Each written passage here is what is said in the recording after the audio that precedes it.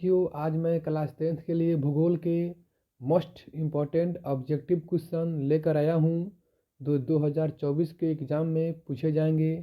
तो दोस्तों मैं आशा करता हूँ कि आप लोग इस वीडियो को शुरू से लेकर पूरे अंत तक देखेंगे। तो चलिए दोस्तों, मैं इस वीडियो को पहले प्रश्न से शुरू करता हूँ। तो दोस्तों पहला प्रश्न कह रहा है दोस्तों, सोपानी कृषि किस राज्य में प्रचलित है? बताइए दोस्तों, जो सोपानी कृषि होता है वह किस राज्य में प्रचलित है? तो दोस्तों इसका आंसर हो जाएगा बी नंबर, यानी उत्तराखंड में सोपानी कृषि की जाती है। फिर मैं अगले प्रश्न की ओर बढ़ता हूँ। अगला प्रश्न है दोस्त, सीमेंट उद्योग का सबसे प्रमुख कच्चा माल क्या है? बताइए दोस्तों, जो सीमेंट उद्योग होता है उसमें सबसे प्रमुख कच्चा माल क्या होता है? तो दोस्तों उसमें सबसे प्रमुख कच्चा माल होता है चूना पत्थर। क्या होता है दोस्तों? चूना पत्थर। चलिए दोस्तों फिर मैं अगले प्रश्न से और बढ़ता हूँ। अगला प्रश्न कह रहा है दोस्तों, कौन भारत का सबसे बड़ा लौह उत्पादक राज्य है? बताइए दोस्तों, भारत का सबसे बड़ा लौह उत्पादक राज्य कौन है दोस्तों? बताइए। तो दोस्तों इसका आंसर हो जाएगा कर्नाटक। कर्नाटक जो है दोस्तों वह भारत का सबसे बड़ा लौह उत्पादक राज्य है। फिर मैं अगले प्रश्न की ओर बढ़ता हूँ। अगला प्रश्न कह रहा है दोस्तों, किस खनिज को उद्योग की जननी माना गया है? यानी किस खनिज को उद्योग की जननी माना गया है? बताइए दोस्तों। तो दोस्तों इसका आंसर हो जाएगा सी नंबर, यानी लोहा को उद्योग का जननी माना गया है।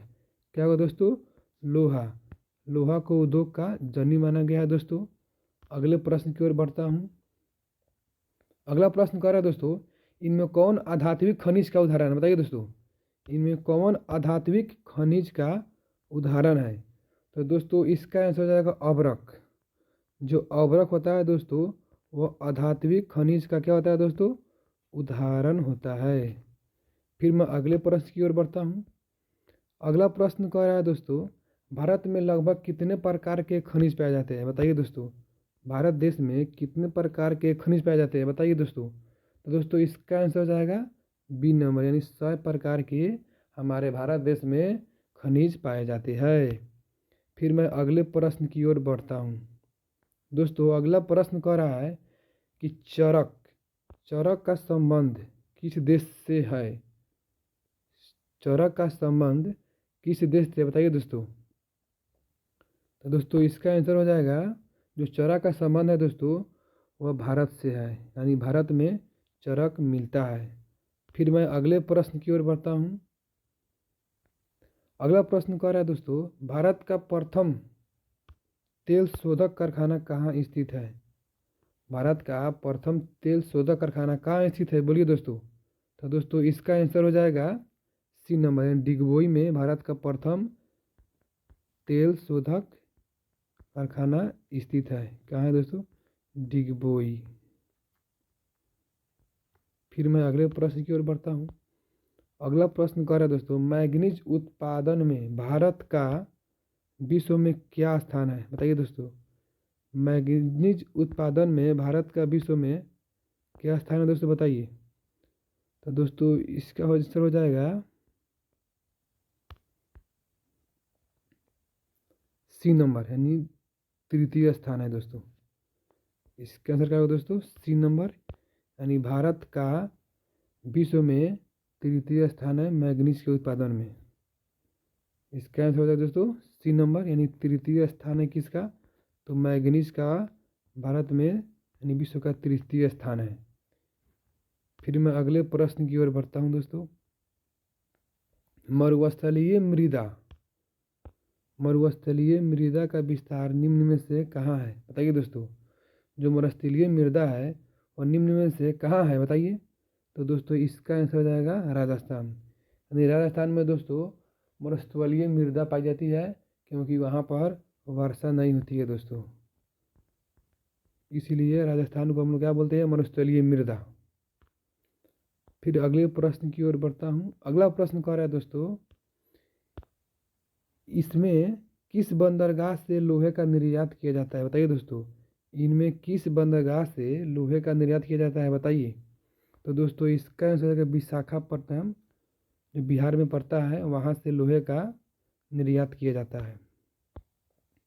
फिर मैं अगले प्रश्न की ओर बढ़ता हूँ। काली मृदा का दूसरा नाम क्या है, बताइए दोस्तों। जो काली मृदा होता है उसका दूसरा नाम क्या होता है, तो उसको हम लोग बोलते हैं रेगूर, रेगूर मृदा। फिर मैं अगले प्रश्न की ओर बढ़ता हूँ। अगला प्रश्न कह रहा है दोस्तों, प्राकृतिक संसाधनों के संरक्षण हेतु 1968 में, प्राकृतिक संसाधनों के संरक्षण हेतु 1968 में कौन सा कन्वेंशन हुआ था, बताइए दोस्तों। तो दोस्तों इसका आंसर हो जाएगा ए नंबर, यानी अफ्रीकी कन्वेंशन। 1968 में अफ्रीकी कन्वेंशन हुआ था दोस्तों, 1968 में। फिर मैं अगले प्रश्न की ओर बढ़ता हूँ। अगला प्रश्न कह रहा है दोस्तों, प्लास्टर ऑफ पेरिस किससे बनाया जाता है। जो प्लास्टर ऑफ पेरिस होता है दोस्तों किससे बनाया जाता है, तो दोस्तों यह बनाया जाता है जिप्सम से। इसका आंसर हो जाएगा दोस्तों बी नंबर, यानी प्लास्टर ऑफ पेरिस का निर्माण जिप्सम से किया जाता है, जो टूटी हुई हड्डियों को जोड़ने में मदद किया जाता है। फिर मैं अगले प्रश्न की ओर बढ़ता हूँ दोस्तों। अगला प्रश्न कह रहा है दोस्तों, निम्नलिखित में किस खनिज का सबसे बड़ा उत्पादक राज्य उड़ीसा है। दोस्तों जो उड़ीसा राज्य है वह किस खनिज का उत्पादन करता है दोस्तों, तो दोस्तों इसका आंसर हो जाएगा डी नंबर, यानी मैग्नीज का उत्पादन उड़ीसा में किया जाता है बड़े पैमाने पर। फिर मैं अगले प्रश्न की ओर बढ़ता हूँ। अगला प्रश्न कह रहा है दोस्तों, भारत में तांबा का कुल भंडार कितना है, बताइए दोस्तों। जो भारत देश है उसमें तांबा का कुल भंडार कितना है, बताइए। तो दोस्तों इसका आंसर हो जाएगा 125 करोड़ टन, यानी बी नंबर। भारत में तांबा का कुल भंडार 125 करोड़ टन है। फिर मैं अगले प्रश्न की ओर बढ़ता हूँ। अगला प्रश्न कह रहा है दोस्तों कि अल्युमिनियम बनाने के लिए, अल्युमिनियम बनाने के लिए किस खनिज की आवश्यकता पड़ती है, बताइए दोस्तों। तो अल्युमिनियम बनाने के लिए दोस्तों बॉक्साइट की आवश्यकता पड़ती है। फिर अगले प्रश्न की ओर बढ़ता हूँ। इनमें से कौन लौह युक्त खनिज का उदाहरण है, बताइए दोस्तों। इनमें से कौन लौह युक्त खनिज का उदाहरण है, तो दोस्तों इसका आंसर हो जाएगा ए नंबर। जो मैग्नीज होता है दोस्तों वह लौह युक्त खनिज का उदाहरण है। क्या है दोस्तों, मैग्नीज, मैग्नीज। दोस्तों जो मैग्नीज है वह लौह युक्त खनिज का उदाहरण है। फिर मैं अगले प्रश्न की ओर बढ़ता हूँ। मेंढक के प्रजनन को नष्ट करने वाला रसायन कौन सा है, बताइए दोस्तों। जो मेंढक होता है जिसे हम लोग अंग्रेजी में फ्रॉग बोलते हैं, तो उसको नष्ट करने का कौन सा मतलब इसमें रसायन का प्रयोग किया जाता है, तो एंड्रीन। क्या दोस्तों, एंड्रीन। फिर मैं अगले प्रश्न की ओर बढ़ता हूँ दोस्तों। समुद्री क्षेत्र में राजनीतिक सीमा के कितने किलोमीटर क्षेत्र तक संपदा निहित है, बताइए दोस्तों। समुद्री क्षेत्र से राजनीतिक सीमा के कितने किलोमीटर तक क्या है दोस्तों, समुद्री क्षेत्र तक संपदा निहित है, तो दोस्तों इसका आंसर हो जाएगा डी नंबर, यानी 19.2 किलोमीटर। दोस्तों मैं जितने भी क्वेश्चन बता रहा हूँ वो बहुत ही वेरी वेरी इंपॉर्टेंट है, 2024 के एग्जाम में पूछे जाएंगे। तो दोस्तों मैं आशा करता हूँ कि आप लोग इस वीडियो को पूरे अंत तक देखेंगे। फिर मैं अगले प्रश्न की ओर बढ़ता हूँ। अगला प्रश्न कह रहा है दोस्तों, बिजली के बल्ब में फिलामेंट बनाने में किसका उपयोग किया जाता है। जो बिजली के जो दोस्तों बल्ब होता है तो इसका जो फिलामेंट होता है किसका उपयोग किया जाता है इसमें, तो टंगस्टन। फिर मैं अगले प्रश्न की ओर बढ़ता हूँ। वनस्पति रिपोर्ट के अनुसार भारत में वन का विस्तार कितना है, बताइए दोस्तों। वनस्पति रिपोर्ट के अनुसार भारत में वन का विस्तार कितना है, बताइए दोस्तों। तो इसका आंसर होगा दोस्तों बी, यानी 20.55% भौगोलिक क्षेत्र है। फिर मैं अगले प्रश्न की ओर बढ़ता हूँ। अगला प्रश्न कह रहा है दोस्तों, किस खनिज में भारत संपूर्ण है, बताइए दोस्तों। किस खनिज में भारत संपूर्ण है, तो इसका आंसर होगा लोहा। जो लोहा है दोस्तों वह इसमें भारत क्या है, संपूर्ण है। क्या होता है दोस्तों, लोहा, यानी लोहा सबसे ज़्यादा भारत में पाया जाता है, इसलिए इसे संपूर्ण कहा जा रहा है। फिर मैं अगले प्रश्न की ओर बढ़ता हूँ दोस्तों। अगला प्रश्न कह रहा है, कौन सी मिट्टी कपास के लिए खेती के लिए उपयोग मानी जाती है। दोस्तों इनमें से कौन सी मिट्टी को कपास की खेती के लिए उपयुक्त मतलब अधिक उपजाऊ मानी जाती है। तो दोस्तों काली मिट्टी जो है उसमें कपास की खेती अधिक पैमाने पर किया जाता है और उसकी उपज अधिक होती है। फिर मैं अगले प्रश्न की ओर बढ़ता हूँ। अगला प्रश्न कह रहा है दोस्तों, झारखंड का कोडरमा किस खनिज के उत्पादन के लिए प्रसिद्ध है? जो झारखंड में जो कोडरमा है दोस्तों, इसका आंसर हो जाएगा अभ्रक। जो अभ्रक है दोस्तों, वो झारखंड का कोडरमा खनिज के लिए क्या है, प्रसिद्ध है। चलिए दोस्तों, फिर मैं अगले प्रश्न की ओर शुरू करता हूँ, बढ़ता हूँ।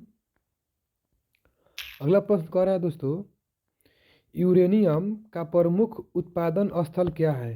बताइए दोस्तों, जो यूरेनियम होता है दोस्तों, तो उसका प्रमुख जो उत्पादन स्थल को हम लोग क्या कहते हैं, मतलब कहाँ होता है, बोलिए दोस्तों। तो यूरेनियम का जो प्रमुख स्थल जो वह जादूगोरा है, यानी यूरेनियम का जो प्रमुख उत्पादन स्थल कहाँ है दोस्तों, जादूगोरा में। फिर मैं अगले प्रश्न की ओर बढ़ता हूँ दोस्तों। अगला प्रश्न कह रहा है दोस्तों, उड़ीसा किस खनिज का सबसे बड़ा उत्पादक है? बताइए दोस्तों, जो उड़ीसा है दोस्तों, वह किस खनिज का सबसे बड़ा उत्पादक है? तो दोस्तों उड़ीसा मैंगनीज के उत्पादन में सबसे बड़ा राज्य है। तो इसका आंसर हो जाएगा दोस्तों बी नंबर, यानी उड़ीसा मैंगनीज के खनिज में सबसे बड़ा उत्पादक राज्य है। फिर मैं अगले प्रश्न की ओर बढ़ता हूँ। अगला प्रश्न कह रहा है दोस्तों, संविधान की धारा 21 का संबंध किससे है? बताइए दोस्तों, जो हमारे संविधान की जो धारा है 21, वह किससे संबंधित है? तो दोस्तों जो संविधान का धारा 21 है वह वन्य जीव तथा प्राकृतिक संसाधनों के संरक्षण से है, यानी इसका आंसर ए नंबर हो जाएगा दोस्तों, ए। फिर मैं अगले प्रश्न की ओर बढ़ता हूँ। अगला प्रश्न कह रहा है दोस्तों, बिहार झारखंड में देश का प्रतिशत अभ्रक का उत्पादन होता है, यानी बिहार और झारखंड में कितना परसेंट अभ्रक का उत्पादन होता है दोस्तों, बताइए इसका आंसर क्या होगा। तो दोस्तों इसका आंसर होगा सी नंबर, यानी 80% अभ्रक का उत्पादन बिहार झारखंड में होता है। कितना दोस्तों, 80%। फिर मैं अगले प्रश्न की ओर बढ़ता हूँ।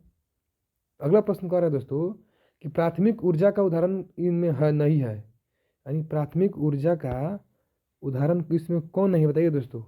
दोस्तों प्राथमिक ऊर्जा का जो उदाहरण इसमें विद्युत नहीं है, यानी आंसर बी नंबर हो जाएगा। फिर मैं अगले प्रश्न की ओर बढ़ता हूँ। अगला प्रश्न कह रहा है दोस्तों, भारत के किस भूभाग समूह में कोयला पाया जाता है? बताइए दोस्तों, भारत के किस भूगर्भिक समूह में कोयला पाया जाता है, बताइए। तो दोस्तों इसका आंसर हो जाएगा ए नंबर, यानी गोंडवाना समूह में कोयला का क्या होता है दोस्तों, यानी भारत में भूगर्भिक समूह में कोयला पाया जाता है, यानी कहाँ है, तो गोंडवाना में। इसका आंसर ए नंबर हो जाएगा। फिर मैं अगले प्रश्न की ओर बढ़ता हूँ। अगला प्रश्न कह रहा है दोस्तों, निम्न कौन सी मिट्टी सर्वाधिक उपजाऊ होती है, बताइए। तो दोस्तों जलोढ़ मिट्टी होती है दोस्तों, वो बहुत ही क्या होती है, उपयोगी होती है, इसमें अच्छी फसल होती है, इसीलिए इसे सर्वाधिक उपजाऊ मिट्टी कहा जाता है, किसे, तो जलोढ़ मिट्टी को। फिर मैं अगले प्रश्न की ओर बढ़ता हूँ। गोवा के संयुग्म में कौन खनिज पाया जाता है? जो गोवा के संयुग्म है उनमें कौन खनिज पाया जाता है दोस्तों? तो दोस्तों इसका आंसर हो जाएगा सी नंबर, यानी लोहा। जो गोवा के संयुग्म में खनिज पाया जाता है तो लोहा। तो दोस्तों इसका आंसर सी हो जाएगा। फिर मैं अगले प्रश्न की ओर बढ़ता हूँ दोस्तों। अगला प्रश्न कह रहा है दोस्तों, भारत के किस राज्य में सौर ऊर्जा के विकास की सर्वाधिक संभावनाएं है? यानी भारत के किस राज्य में ऊर्जा के विकास की सर्वाधिक संभावनाएं हैं, बताइए दोस्तों। तो दोस्तों इसका आंसर रहेगा सी नंबर, राजस्थान में सौर ऊर्जा के विकास की सर्वाधिक संभावनाएं हैं। फिर मैं अगले प्रश्न की ओर बढ़ता हूँ। अगला प्रश्न कह रहा है दोस्तों, बादाम पहाड़ किस खनिज के उत्पादन के लिए प्रसिद्ध है? बताइए दोस्तों, जो बादाम पहाड़ है वह किसके लिए प्रसिद्ध है? तो दोस्तों इसका आंसर रहेगा सी नंबर, यानी लौह वस्त्र के लिए। फिर मैं अगले प्रश्न की ओर बढ़ता हूँ। अगला प्रश्न कह रहा है दोस्तों, भारत के किस राज्य में वन का सबसे अधिक विस्तार है? दोस्तों यह मोस्ट इम्पॉर्टेंट क्वेश्चन है, जो हर साल मैट्रिक के एग्जाम में पूछा जाता है। तो दोस्तों इसका आंसर हो जाएगा डी नंबर, यानी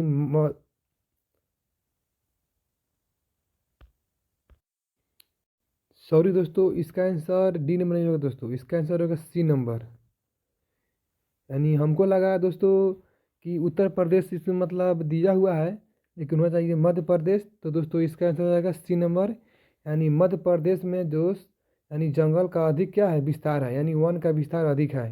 तो दोस्तों माफ़ कीजिएगा, मुझे लगा है कि डी नंबर में मध्य प्रदेश है, तो लेकिन इसका आंसर क्या होगा दोस्तों, सी नंबर, यानी मध्य प्रदेश में वन का अधिक विस्तार है। चलिए दोस्तों फिर मैं अगले प्रश्न की ओर बढ़ता हूँ। अगला प्रश्न कह रहा है दोस्तों, ऊर्जा का गैर पारंपरिक स्रोत क्या है, बताइए दोस्तों। ऊर्जा का जो गैर पारंपरिक स्रोत क्या है दोस्तों, तो दोस्तों इसका आंसर जाएगा बी नंबर, यानी विद्युत। फिर मैं अगले प्रश्न की ओर बढ़ता हूँ दोस्तों। अगला प्रश्न कह रहा है दोस्तों, इनमें कौन मैग्नीज का महत्वपूर्ण उत्पादक नहीं है, बताइए दोस्तों। इनमें से कौन मैग्नीज का महत्वपूर्ण उत्पादक नहीं है, बताइए दोस्तों।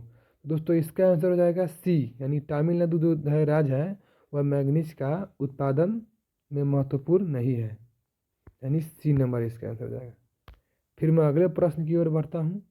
अगला प्रश्न कह रहा है दोस्तों कि बृहद क्षेत्र में जल की उपस्थिति के कारण ही पृथ्वी को कहते हैं, क्या कहते हैं दोस्तों, नीला ग्रह। यानी बृहद क्षेत्र में जो जल जम जाता है दोस्तों, यानी जल के अधिक उपस्थिति के कारण इसे हम लोग कौन ग्रह कहते हैं, यानी नीला ग्रह, जिसे हम लोग पृथ्वी भी कहते हैं नीला ग्रह को। फिर मैं अगले प्रश्न की ओर बढ़ता हूँ दोस्तों। ज्वारीय एवं तरंग ऊर्जा उत्पादन हेतु मात्रा में अधिक अनुकूलन परिस्थितियाँ कहाँ पाई जाती है, बताइए दोस्तों। तो दोस्तों इसका आंसर हो जाएगा बी नंबर, यानी खंबात की खाड़ी में। फिर मैं अगले प्रश्न की ओर बढ़ता हूँ। अगला प्रश्न कह रहा है दोस्तों, दक्षिण भारत की सबसे बड़ी नदी घाटी परियोजना कौन है, बताइए दोस्तों। तो दक्षिण भारत की सबसे बड़ी नदी घाटी परियोजना कौन है दोस्तों, बताइए। दोस्तों इसका आंसर हो जाएगा ए नंबर, यानी तुंगभद्रा। फिर मैं अगले प्रश्न की ओर बढ़ता हूँ। अगला प्रश्न कह रहा है दोस्तों, डाकू की अर्थव्यवस्था का संबंध किससे है, बताइए दोस्तों। जो डाकू की अर्थव्यवस्था का संबंध किससे है, तो दोस्तों इसका आंसर रहेगा बी नंबर, यानी संसाधन के विदोहन से। फिर मैं अगले प्रश्न की ओर बढ़ता हूँ। अगला प्रश्न कह रहा है दोस्तों, काला लोहा किसे कहा जाता है, बताइए दोस्तों। काला लोहा किसे कहा जाता है, तो दोस्तों इसका आंसर होगा बी नंबर, यानी मैग्नेटाइट को काला लोहा कहा जाता है। फिर मैं अगले प्रश्न की ओर बढ़ता हूँ। अगला प्रश्न कह रहा है दोस्तों, विश्व पर्यावरण दिवस कब मनाया जाता है, तो दोस्तों यह वेरी वेरी इंपॉर्टेंट क्वेश्चन है। विश्व पर्यावरण दिवस कब मनाया जाता है, तो 5 जून को दोस्तों। यह बहुत ही वेरी वेरी इंपॉर्टेंट क्वेश्चन है दोस्तों, इसको याद कर लीजिएगा। फिर मैं अगले प्रश्न की ओर बढ़ता हूँ। निम्नांकित में किस खनिज का भारत निर्यात नहीं करता, बताइए दोस्तों। निम्नलिखित में यानी निम्नांकित में किस खनिज का भारत निर्यात नहीं करता है, बताइए। तो दोस्तों इसका आंसर हो जाएगा डी नंबर, यानी गंधा का उत्पादन भारत नहीं करता है। फिर मैं अगले प्रश्न की ओर बढ़ता हूँ। भारत में कोयले का सर्वप्रमुख उत्पादन राज्य कौन है, बताइए। तो दोस्तों इसका आंसर हो जाएगा बी नंबर, यानी झारखंड जो है दोस्तों वह कोयले का सर्वमुख उत्पादन राज्य है। फिर मैं अगले प्रश्न की ओर बढ़ता हूँ। मैग्नीज का निर्यात इनमें से किस बंदरगाह से नहीं किया जाता है, बताइए दोस्तों। तो दोस्तों इसका आंसर हो जाएगा मंगलौर, यानी मंगलौर से मैग्नीज का उत्पादन नहीं किया जाता है, नहीं निर्यात नहीं किया जाता है दोस्तों, बी नंबर। फिर मैं अगले प्रश्न की ओर बढ़ता हूँ। अगला प्रश्न कह रहा है दोस्तों, टेक्सोल का उपयोग होता है, बताइए दोस्तों। जो टेक्सोल का उपयोग किस में था दोस्तों, तो कैंसर के इलाज में टेक्सोल का उपयोग हम लोग करते हैं, यानी आंसर सी होगा इसका। फिर मैं अगले प्रश्न की ओर बढ़ता हूँ। अगला प्रश्न कर रहे दोस्तों, वर्ष 2000 में देश में मैग्नीज कितना उत्पादन हुआ, 2000 में देश में मैग्नीज का कितना उत्पादन हुआ, बताइए दोस्तों। दोस्तों इसका आंसर होगा डी नंबर, यानी 15.5 लाख टन। फिर मैं अगले प्रश्न की ओर बढ़ता हूँ। अगला प्रश्न कर रहा है दोस्तों, सर्वोत्तम कोयले का प्रकार कौन सा है, बताइए दोस्तों। सर्वोत्तम कोयले का प्रकार कौन सा है, तो दोस्तों इसका आंसर होगा एंथ्रासाइट जो है वह सर्वोत्तम कोयले का प्रकार है। तो दोस्तों मैं आशा करता हूँ कि आप लोगों को यह वीडियो बहुत ही अच्छा लगा होगा और आप लोग इस चैनल पर बने रहिए। फिर मैं अगले बार वीडियो लेकर आऊँगा। नमस्कार दोस्तों, जय हिंद जय भारत।